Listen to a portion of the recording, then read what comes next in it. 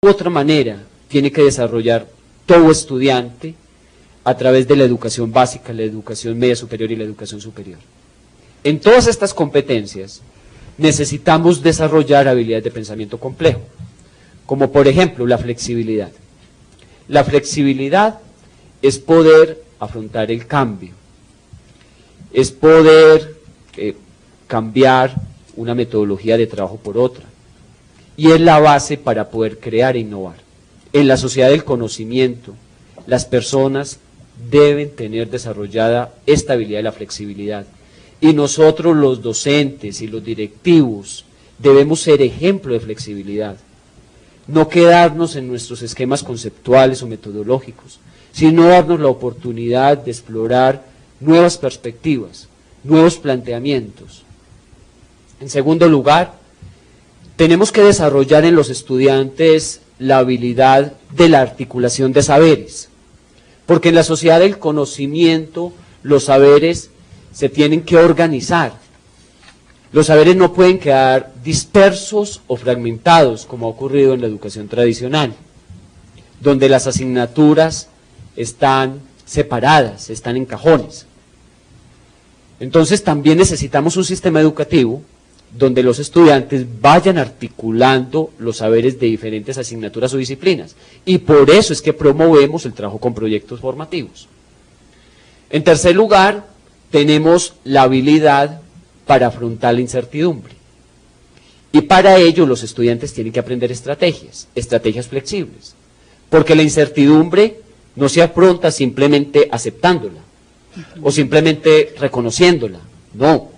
La incertidumbre hay que aceptarla, hay que aprender a convivir con ella en la sociedad del conocimiento, pero también hay que afrontarla proactivamente con estrategias. Y como dice el profesor Edgar Morín, estas estrategias se tienen que ir cambiando a medida que vamos actuando en la realidad. Pero además de ello, el pensamiento complejo nos invita a desarrollar la metacognición, que es una habilidad clave. La metacognición es mejorar de manera continua en lo que hacemos, reconociendo las áreas de oportunidad, o lo que antes denominábamos errores, corrigiendo esos errores, o asumiendo esas áreas de oportunidad, y demostrando con hechos tangibles la mejora en el desempeño. Eso es la metacognición, mejorar continuamente en el desempeño. Sin lugar a dudas, desarrollar competencias es desarrollarnos para la vida, formarnos para la vida. El desarrollo de competencias no solamente corresponde para nuestros estudiantes, desarrollar competencias también, acaba de mencionar Sergio, es para los profesores. Y no podemos mirar el desarrollo de competencias sin los contextos en los que se propicia, se impulsa este pensamiento complejo, se impulsan estas competencias clave que acabas de mencionar.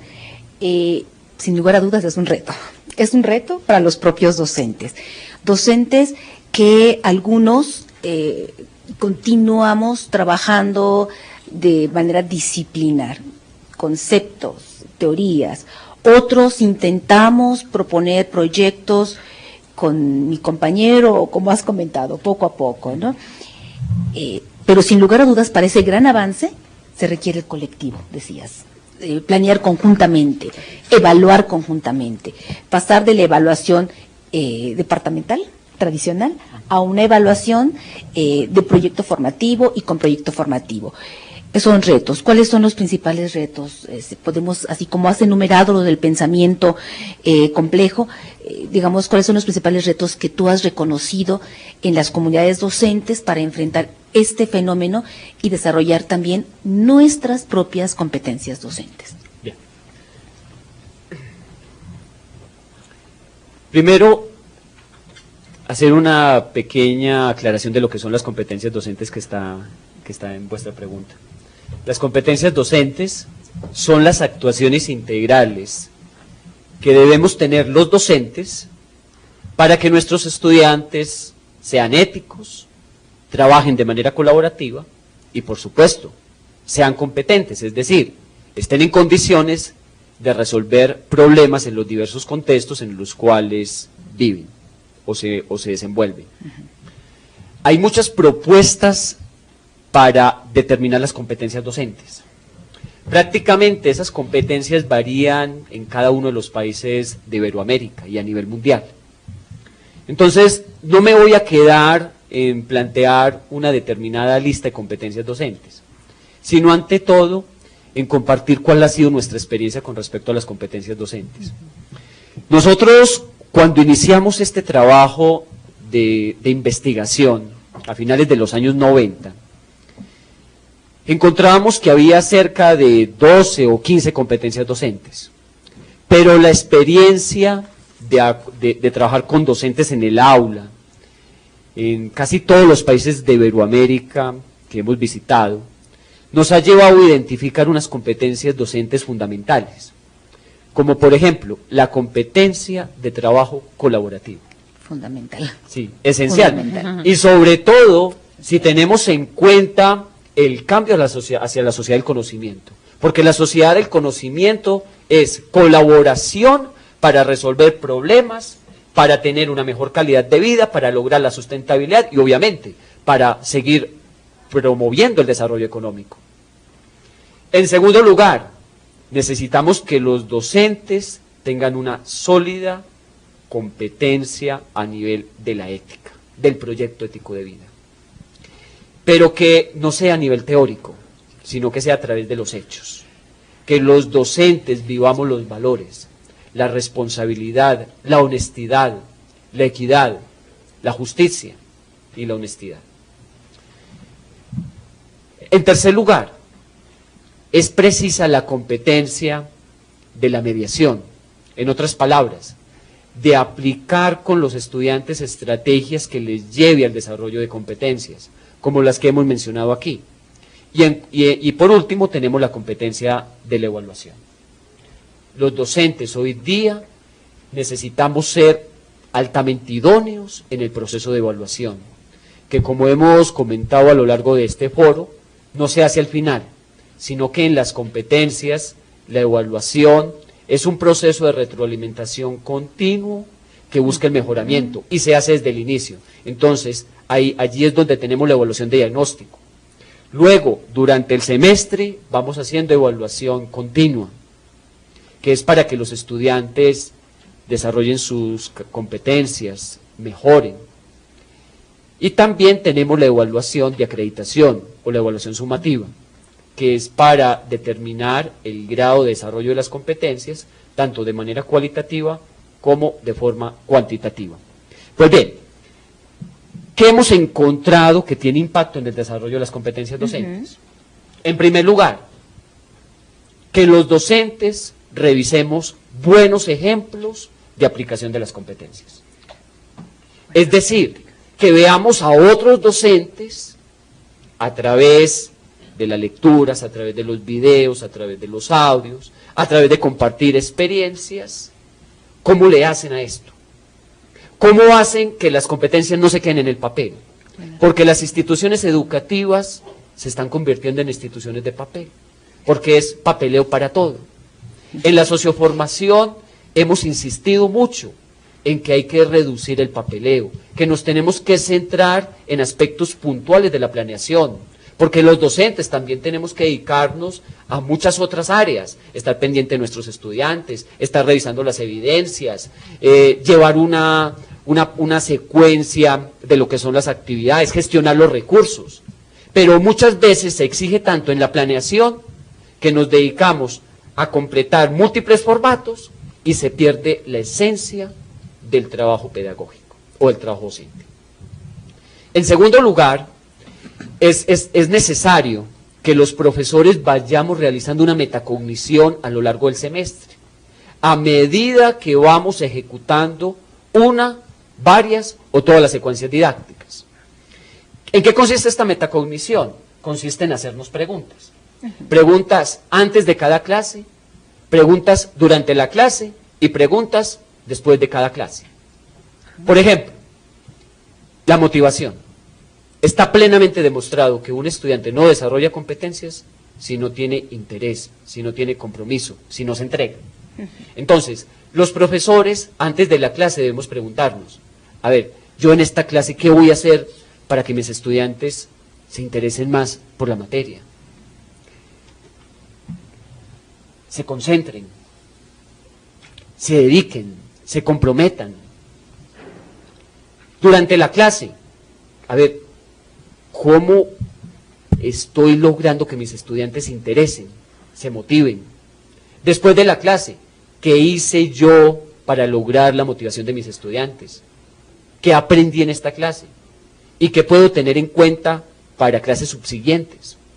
Y así mismo podríamos hacer con otros aspectos fundamentales de lo que es el trabajo por competencias, como por ejemplo la resolución de problemas, como por ejemplo el desarrollo de conceptos, el trabajo colaborativo, la comunicación asertiva, la transversalidad, la gestión de recursos, la creatividad. En cada uno de estos aspectos podemos hacernos preguntas antes, durante y después de cada clase. Eso a nosotros nos ha dado grandes resultados en el desarrollo de competencias docentes. Todo desde el punto de vista de que en competencias lo fundamental son los hechos, porque también hay demasiada teoría, demasiadas discusiones. Yo veo que hay instituciones educativas de educación básica, educación media, educación superior que llevan 12 o 15 años debatiendo si trabajan o no trabajan por competencias, y este es el momento en el cual los estudiantes siguen aprendiendo contenidos memorísticos. Pues esta es una invitación realmente a ejercer una docencia reflexiva, una docencia conjunta, en academias, en colectivos, y me parece que avanzar en el proyecto de competencias en nuestra institución o en otras instituciones demanda de los docentes hacer propuestas, como decía el doctor al principio. Hagamos una secuencia para un proyecto corto, tal vez, no de gran impacto, tal vez corto, pero compartámoslos con nuestros compañeros, discutámoslos, hagamos estas preguntas que nos acaba de ejemplificar y seguramente con ello poco a poco podremos avanzar en la transformación de nuestra práctica. No nos limitemos a ver qué dicen los otros, sino yo a hacer una propuesta, a intervenir, pero además a cuestionármela, ¿no? Como un referente. Pues muchas gracias por esta aportación. Y en ese sentido vamos que ahora el docente tiene que ser una persona más activa dentro del propio salón de clases, el aula, al ser más observador, al tener cuidado y dedicación de ver qué es lo que pasa con los estudiantes, y todo esto anotarlo y llevar una secuencia de cómo el día a día se va dando la clase y cómo los alumnos van aprendiendo. Sabemos que es un trabajo enorme porque nosotros tenemos de repente grupos de 30, 40 jóvenes y cada uno tiene un modo muy particular de aprender. Pero si nos damos a la tarea y comenzamos, yo creo que es importante dar el primer paso y de ahí pues ya nos podemos seguir, ¿no? Bueno, pues a continuación vamos a abrir la segunda parte de nuestro diálogo, y teniendo en cuenta las aportaciones de los participantes desde las diferentes sedes que tenemos hoy conectadas. Primero vamos a dar la palabra al Sixmil Palta para que nos hagan llegar su pregunta directamente al doctor Sergio Tobón. Sí, buenas tardes. Berenice Rodríguez Belmonte, del Departamento de Medicina. Una de las inquietudes que yo tengo es ¿cuál sería el impacto o qué impacto se tiene sobre los estudiantes cuando ellos están en el medio entre docentes tradicionales y docentes que buscan favorecer las competencias? Gracias. Muy bien. Cuando los estudiantes trabajan con docentes que siguen un enfoque más tradicional, y cuando hablamos de enfoque más tradicional es que está más centrado en contenidos, y docentes que siguen el enfoque de competencias, podemos encontrarnos en tres escenarios. El primero es que unos y otros no implementen estrategias puntuales en el aula que lleven a una formación integral. Yo me he encontrado en instituciones educativas con docentes que dicen que están trabajando por competencias y hacen lo mismo de los docentes tradicionales, centrados en que los estudiantes aprendan diversidad de contenidos sin relación. El segundo escenario es cuando tenemos docentes tradicionales que aplican muy bien los principios de la docencia tradicional y docentes que tienen planificadas sus secuencias didácticas por competencias, pero no las aplican. Pues tienen más impacto los docentes tradicionales. Cuando los docentes tradicionales trabajan con los elementos que se valoran de la educación tradicional, como la disciplina, como el esfuerzo, como la atención, como la lectura, el trabajo con ejemplos, la revisión continua de las evidencias, las explicaciones en clase. Y el tercer escenario es docentes que no se quedan con las planeaciones por competencia, sino que las aplican. Y que en la aplicación las van mejorando continuamente. Y que buscan que sus estudiantes también estén en este proceso de mejora. Frente a los docentes tradicionales, centrados más en contenidos. En este último escenario, los estudiantes van logrando mayor motivación, se van comprometiendo más por su proceso formativo, y al cabo de 2 o 3 años aproximadamente, vemos también que los docentes, que antes eran tradicionales, entre comillas, poco a poco comienzan a incorporar elementos de la metodología de competencias. Y llega por ahí los 5 años y más o menos entre un 30 o 40% de docentes tradicionales, si trabajamos con constancia, ya han incorporado elementos de trabajo por competencias. Entre los 3 y los 4 años, cuando hay un trabajo continuo bajo este enfoque, comenzamos a observar que disminuye la deserción estudiantil.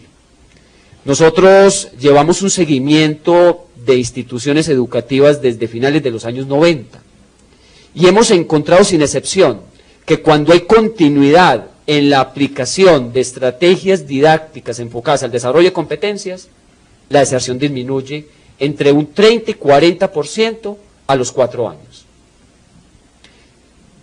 Los congresos que hacemos, prácticamente llevamos 15 congresos en Iberoamérica, así lo demuestran.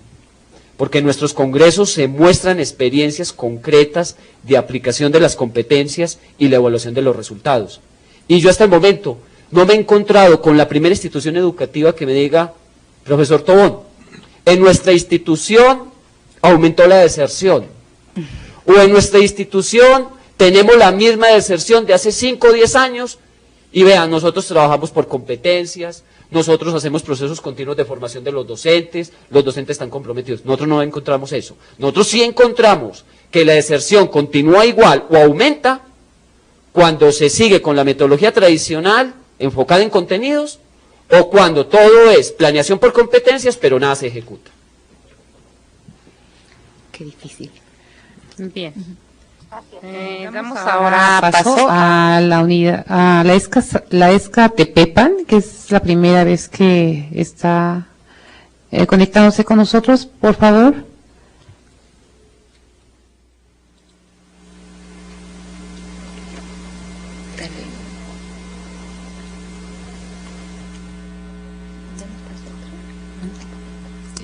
ESCA Tepepan. Es que tiene mal su micrófono. Bien, vamos a dar la palabra a los participantes del CICIMAR.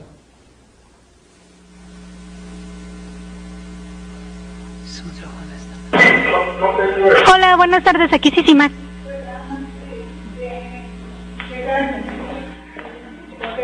Sí, claro. Buenas tardes, pero ¿cómo? Sí, buenas tardes. Bueno, nada más la pregunta sería, ¿qué características se requiere tener la rúbrica para que tenga validez o a su vez para poder evaluar o retroalimentar?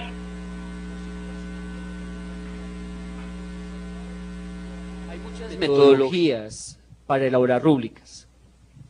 Cuando yo trabajo con docentes en el aula, generalmente les sugiero revisar primero los ejemplos que se han elaborado sobre ello, que tengan que ver obviamente con sus asignaturas. Entonces revisamos ejemplos publicados en artículos, en ponencias, en libros y también los ejemplos que hay en internet.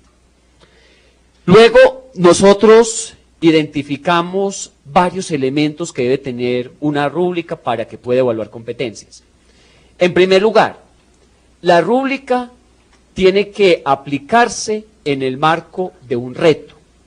En otras palabras, no aplicar la rúbrica simplemente cuando el estudiante está recepcionando información, o no aplicar la rúbrica cuando el estudiante trata de identificar la idea principal en un texto. Ahí la rúbrica no brinda muchas ventajas, no brinda muchos beneficios. Es mejor aplicar la rúbrica buscando que el estudiante afronte un problema retador. Eso en primer lugar. En segundo lugar, hay que tener en cuenta que las rúbricas por competencias evalúan son desempeños, no contenidos, mientras que las rúbricas tradicionales evalúan contenidos. En internet hoy día hay muchos ejemplos de rúbricas, pero la mayoría, yo opino que más del 60% de rúbricas en internet se centran en contenidos, es decir, en evaluar temas. Entonces, para construir una rúbrica por competencias, tenemos que identificar son los desempeños, es decir, las actuaciones que esperamos en los estudiantes. En tercer lugar, una rúbrica por competencias necesita basarse en niveles de desempeño orientados por competencias, mientras que las rúbricas tradicionales se basan en niveles por contenidos. Por ejemplo, mal, regular, aceptable, bueno y excelente. Esos son niveles de las rúbricas tradicionales. En competencias necesitamos considerar niveles de desempeño siguiendo una determinada teoría de competencias, como por ejemplo la teoría de Marzano, la teoría de Biggs o también la teoría socioformativa. Entonces nosotros cuando hacemos rúbricas desde la socioformación, en vez de decir mal, regular, aceptable, bueno y excelente, decimos nivel preformal, nivel receptivo, nivel resolutivo, nivel autónomo y nivel estratégico. Y ahí colocamos los descriptores, buscando que los descriptores permitan diferenciar claramente cuál es el nivel de desempeño que presenta el estudiante. Y además de esto, una rúbrica por competencias debe posibilitar un espacio, primero, para que el estudiante se autoevalúe. Y entonces la rúbrica la debe tener el estudiante desde el inicio del trabajo con la secuencia didáctica, para que él comprenda muy bien cuáles son las características de calidad de las evidencias que va a ir presentando a lo largo de la secuencia didáctica, porque la evaluación es paralela al proceso formativo. En segundo lugar, la rúbrica debe tener un espacio para la coevaluación, es decir, para la valoración de los pares. Y también debe tener un espacio para la heteroevaluación, en otras palabras, para la valoración del docente. Bien, estas precisiones son muy importantes porque a veces hacemos rúbricas por hacer formatos, ¿no? Por hacer formatos. Pero bueno, tendríamos que corregir, revisar y evaluarnos a nosotros mismos esta parte de metacognición sobre nuestros instrumentos de evaluación. Fíjate, Sergio, que hay muchas preguntas tanto en los foros y ya el público presente nos está enviando algunas preguntas. Quiero tomar una pregunta ahorita del público que nos acompaña en este momento y pues es de la doctora Liliana Suárez. Nos plantea que en matemáticas ya se tiene un buen camino andado sobre las teorías educativas que apuntan a la integración de un componente social. En matemáticas se recupera, por ejemplo, la socioepistemología y la etnomatemática. El planteamiento socioformativo que tú nos propones y del que nos has hablado en esta sesión, ¿considera de alguna manera el conocimiento de estas didácticas específicas? Muy bien. Estoy de acuerdo en que el área de matemáticas ha venido avanzando a pasos agigantados en los últimos años y ha retomado las didácticas específicas. y más que haber retomado, también ha venido construyendo una didáctica específica para lograr el desarrollo de competencias matemáticas.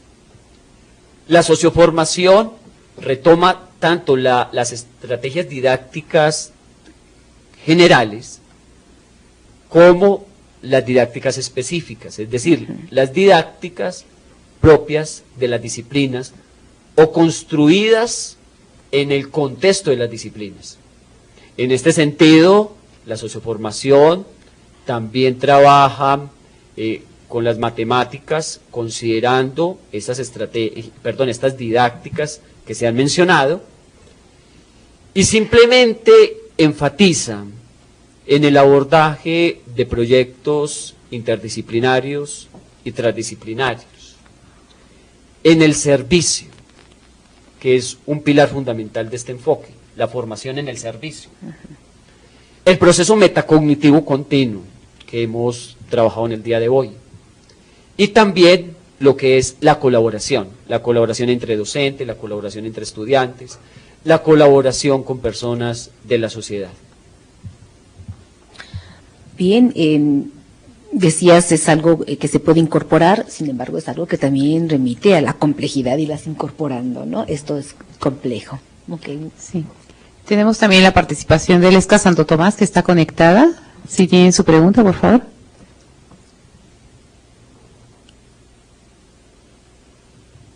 ¿Lo escuchamos, Esca?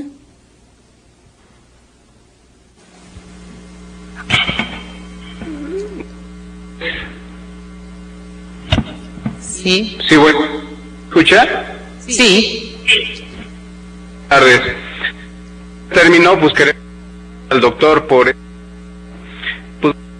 charla muy lo que está pasando a lo largo de nace en una pero de manera particular es Mario Huerta parto unidad de los niveles y me en la práctica de que muchas de las que a veces se manejan distan mucho en la práctica profesional, en la práctica.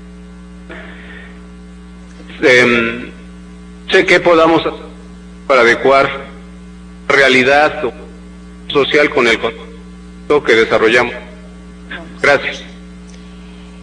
Maestro, lamentablemente no escuchamos su pregunta, hubo un problema con la conexión y el sonido. Si nos las pueden hacer llegar por vía telefónica o en un foro, maestro, o revisar su señal. No escuchamos bien la pregunta ni su intervención. Perdón, maestro. Los hago llegar por correo. Muchas gracias. Esa parte sí la escucha, ya se escucha bien. A ver si la puede repetir, maestro. A ver si mejoró la señal. A ver, repítala, por favor. Comentaba hace un momentito que agradecemos mucho la valiosísima intervención del doctor. Pues el panorama que nos da es bastante bueno, bastante nutritivo. De manera muy particular, mi pregunta estaba en función a que en el caso de su servidor, Mario Huerta Rodríguez, imparto unidades de aprendizaje de los últimos niveles y curiosamente a veces me doy cuenta que muchas de las competencias que tienen nuestros jóvenes ya en el nivel terminal, pues distan mucho de las competencias laborales, de las competencias profesionales. La pregunta estaba en función qué es lo que deberíamos corregir o qué es lo que deberíamos de adecuar para que estas competencias sean congruentes con esta realidad social, la realidad a la cual el joven se va a enfrentar. Muchas gracias. Muy bien. Respecto a su interesante pregunta, hoy día las instituciones educativas y universidades tienen el compromiso de estar actualizando sus planes de estudio cada cierto tiempo, pero también de ir actualizando los programas de estudio, es decir, el microcurrículo. Lo que nos propone el enfoque de competencias es que en el proceso de actualización o de reforma o de transformación curricular, como le denominemos, tengamos en cuenta los problemas actuales, pero también los problemas hacia el futuro, en los diversos contextos en los cuales se van a desenvolver los estudiantes, en el contexto personal, familiar, comunitario, empresarial, científico, tecnológico y ambiental. No solamente el laboral. Muchas veces los planes de estudio se elaboran solamente considerando los problemas y las necesidades actuales. Y eso lleva a que los planes de estudio pierdan vigencia muy rápido. Yo me he encontrado con planes de estudio que se elaboran siguiendo toda la metodología de competencias y a los 2 o 3 años ya no tienen relevancia. Están formando competencias que no se les va a pedir en el contexto. Entonces, mi primera sugerencia es que en el momento en el cual se vayan a actualizar, reformar o transformar los programas de estudio, como también los planes, se consideren los problemas actuales y los problemas hacia el futuro, en los próximos 3, 5, 10 y 15 años, buscando la participación de los egresados, de los líderes sociales, de los académicos, de los investigadores, pero también haciendo análisis prospectivos. Bien, pasamos a otra pregunta de nuestros compañeros del foro, Víctor, o de los participantes. Bien, hay muchas preguntas que están llegando de las personas que están aquí, que vienen de diferentes escuelas, como la Escuela Superior de Físico y Matemáticas. La maestra Aline Vázquez Torres plantea la siguiente pregunta: ¿cuáles han sido las principales dificultades que se han encontrado al involucrarse con las competencias? ¿Las dificultades se incrementan por parte del profesor o del alumno? Muy interesante esta pregunta también, y bastante retadora. Voy a tratar de ser muy sintético, porque dificultades hay muchísimas. La primera dificultad es con respecto al concepto. Esto viene desde los años 70, cuando el concepto comenzó a ser empleado en la gestión del talento humano y progresivamente se comenzó a utilizar en la educación. Obviamente, esto ocurre fundamentalmente en los años 90. ¿Y cuál es la dificultad con el concepto? Que muchas veces se asocia competencias con competitividad, competición, en otras palabras, con rivalizar. Y se hace también la asociación con lo que pasa en el mundo empresarial, cuando las empresas compiten a nivel de servicios, a nivel de productos. Esa es la primera dificultad, que no tendría por qué presentarse, porque en el español, de acuerdo con la Real Academia Española de la Lengua, el término competencias tiene un significado muy concreto, que es lo que le corresponde a las personas hacer con responsabilidad. En otras palabras, se refiere a la incumbencia, a la idoneidad. En cambio, cuando se utiliza el término competencias en el mundo empresarial, allí la Real Academia Española de la Lengua le da otra significación, y es rivalizar con, competir.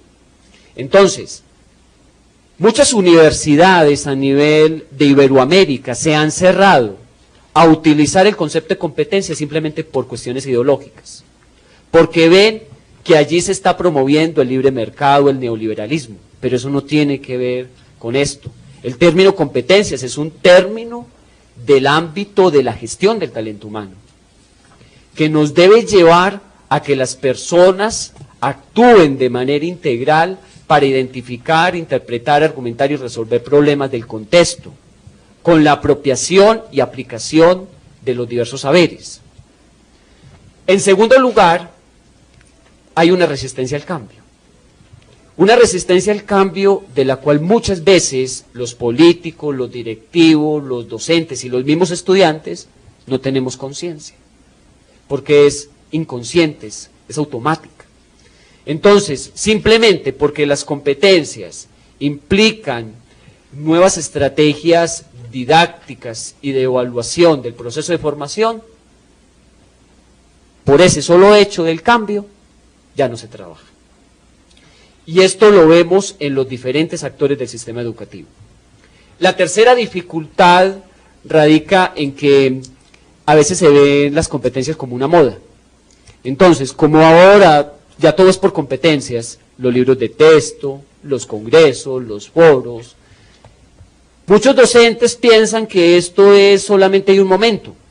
Entonces, ¿para qué nos vamos a formar y a dedicar a hacer planeaciones de secuencias didácticas si esto va a cambiar en 2 o 3 años? Pero eso no es así. Las competencias son un concepto fundamental en la gestión del talento humano que tiene sus antecedentes históricos y que nos brinda unas herramientas precisas para orientar la educación hacia la sociedad del conocimiento. Estas son las 3 principales dificultades, que igual se encuentran en todos los actores educativos. Mira, Sergio, hay varias preguntas que no nos va a alcanzar el tiempo de decirlas todas. Voy a tratar de articular 3 preguntas, 2 que están en el foro del Seminario de Repensar las Matemáticas y una del público que nos acompaña hoy. Este enfoque por competencias ha generado también resistencias en la comunidad docente. Resistencias o posturas donde consideramos que esto lo hacemos o lo hemos hecho ya, el enfoque de competencias o el trabajar con proyectos. Pero me encuentro como planteamientos también, preguntarnos si esto ya se estará abandonando en un futuro muy próximo, o si desarrollar competencias es cuestión de élite, es cuestión de instituciones con grupos de pocos estudiantes, porque la maestra Angelina Rosario Guzmán Sánchez del ESICE te pregunta que si esto de desarrollar proyectos formativos es posible cuando tenemos 3 horas, currículum, 3 horas a la semana para un curso en específico. ¿Es posible desarrollar proyectos formativos de esta manera? O bien, cuando la maestra Lina María Muñoz de Colombia escribe y te pregunta, ante un problema de química, donde hay una fórmula, donde hay ciertos datos, ¿qué se tiene que hacer para integrar matemáticas, biología y química en ese proceso? Son así como planteamientos de poner en duda, de plantear la dificultad que implica este enfoque de competencias para nosotros los docentes, ¿no? Muy bien. Voy a tratar de hacer una síntesis frente a todas estas interesantes inquietudes que nos demandarían más tiempo. En primer lugar, con relación al comentario de muchos docentes de que esto ya se ha hecho antes, de que es lo mismo pero con otros términos, yo estoy de acuerdo, pero yo estoy de acuerdo clarificando bien de qué se ha hecho.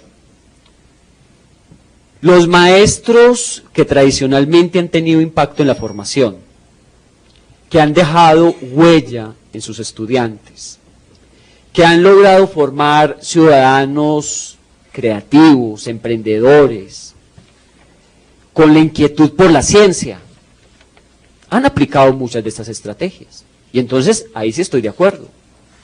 Mucho de lo que proponemos hoy día en competencias, lo han aplicado los grandes maestros a través de la historia, cuando han logrado formar ciudadanos íntegros, integrales, creativos y emprendedores en sus diversas áreas.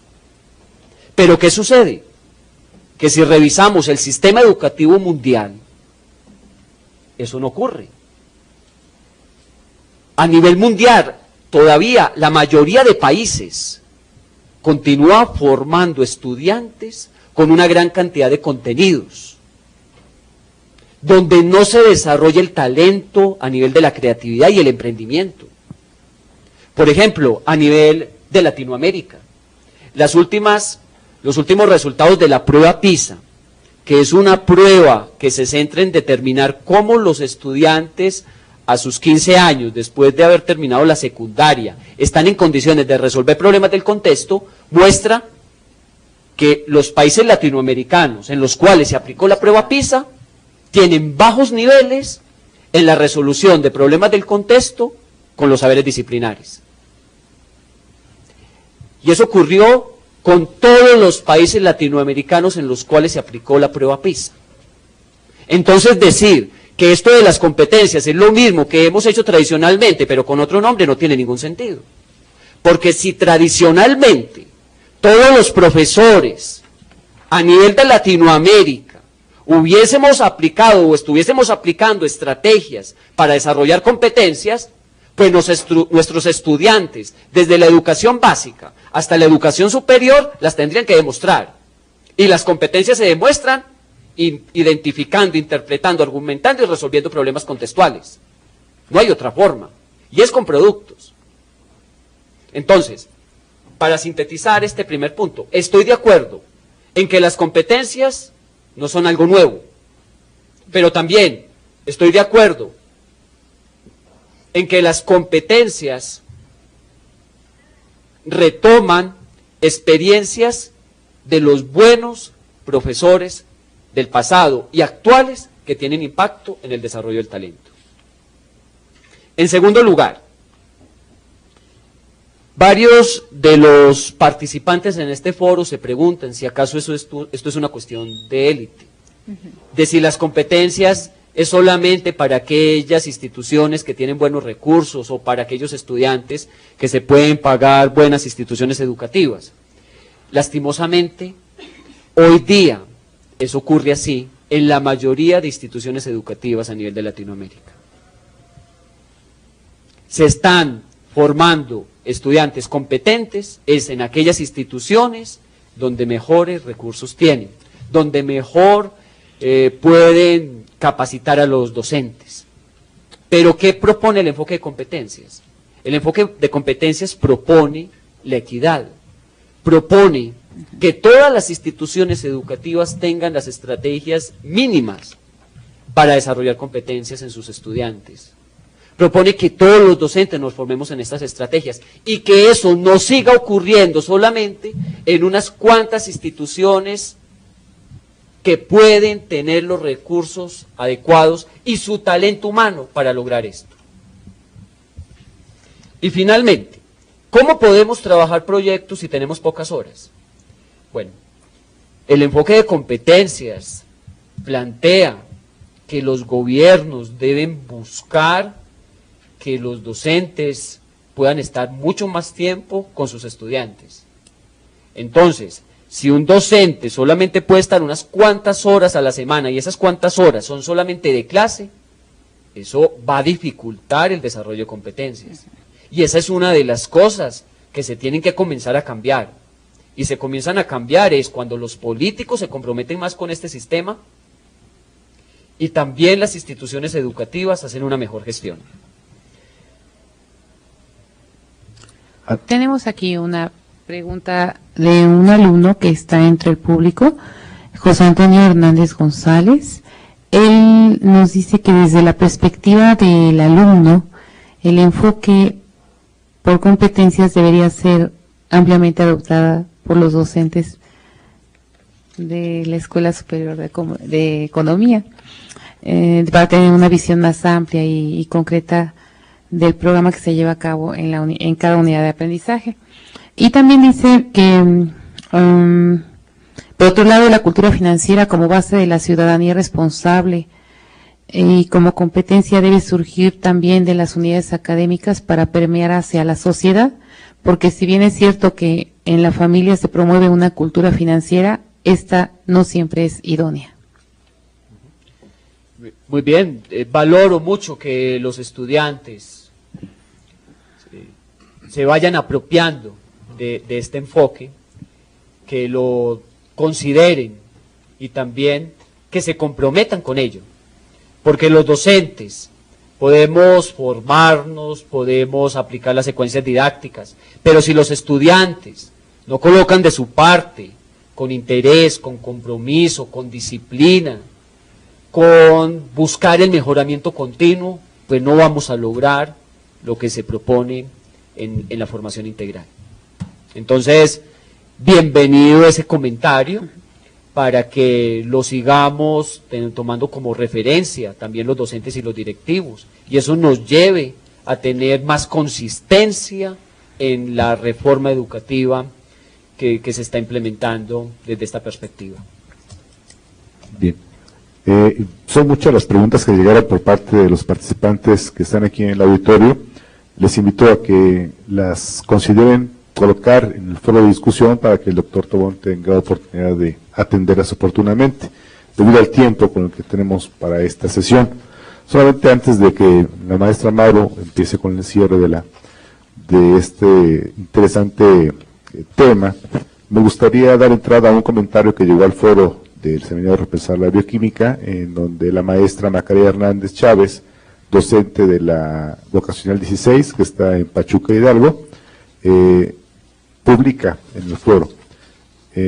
Lo felicita, dice que en el nivel superior se está trabajando actualmente con una estrategia didáctica del proyecto Aula, que busca desarrollar los 3 saberes y la transversalidad de las unidades de aprendizaje.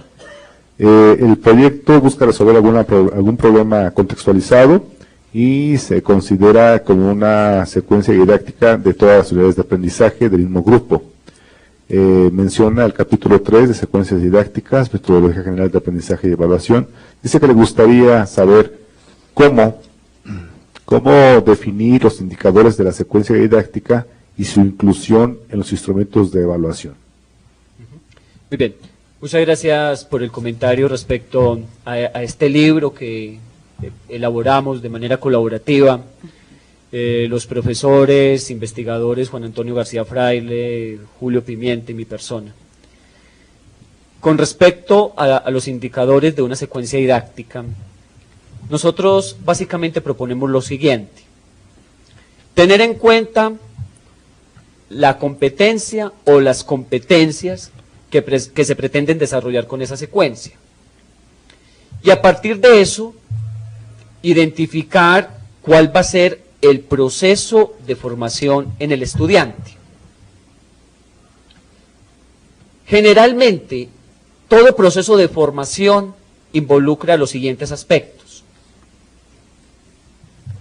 sensibilización, conceptualización, planificación, ejecución, socialización y evaluación.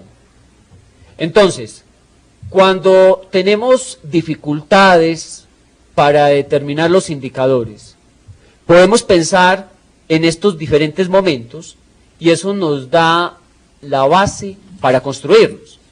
Por ejemplo, sensibilización. Entonces construyo un indicador. Respecto a la evaluación, me motivo hacia el proceso de aprendizaje y entrego las evidencias en tiempo y forma. Bien, sencillito.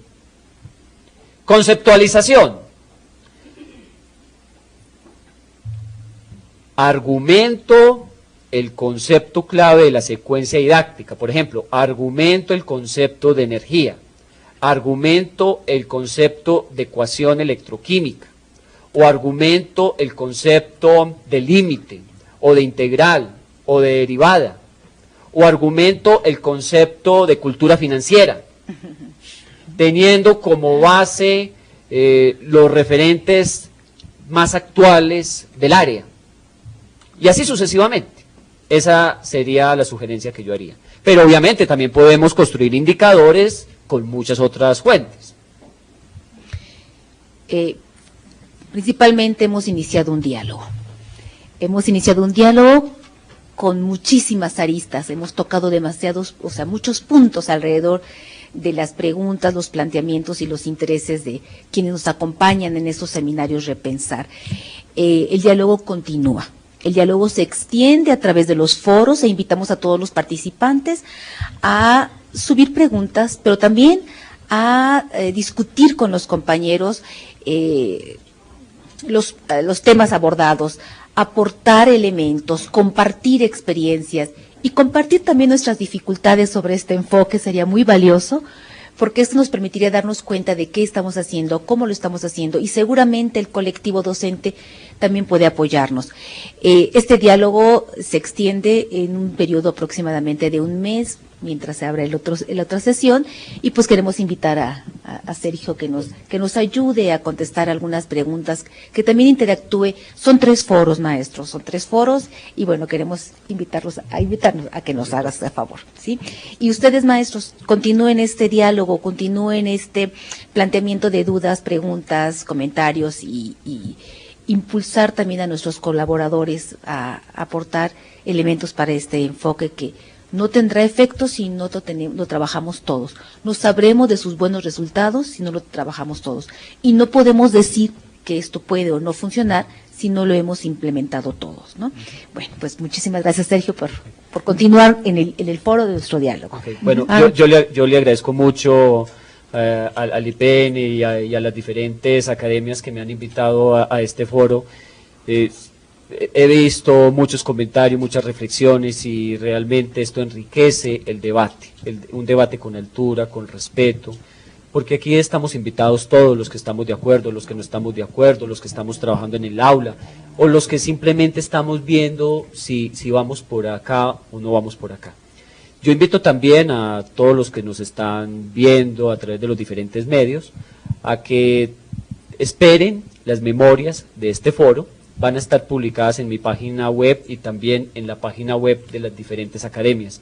Mi página web es www.facebook.com/stobon5. Muchas gracias.